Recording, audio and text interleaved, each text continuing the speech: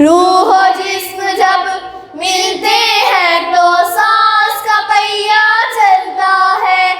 इल्म और अमल जब यकजा हो तो यंग स्कॉलर्स बनता है। रूह और जिस्म जब मिलते हैं तो सांस का पहिया चलता है।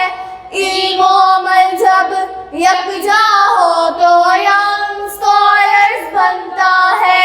हुल्को अमन के राही हम, इखलास हमारी मंजिल है। जो डूब गए इस दरिया में उनको ही किनारा मिलता है। रूह और जिस्म जब मिलते हैं तो सांस का पहिया चलता है। इल्म और अमल जब यकजा हो तो यंग स्कॉलर्स बनता है।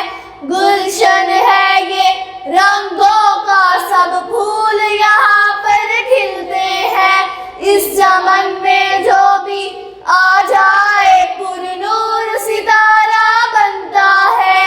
रूह और जिस्म जब मिलते हैं तो सांस का पहिया चलता है।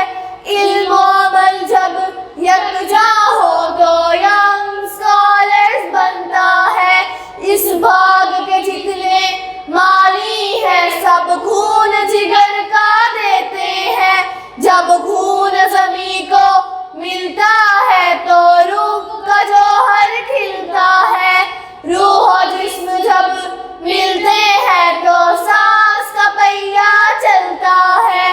इल्म और अमल जब यकजा हो तो यंग स्कॉलर्स बनता है। रूह और जिस्म जब मिलते हैं तो सांस का पहिया चलता है। इल्म और अमल जब यकजा हो तो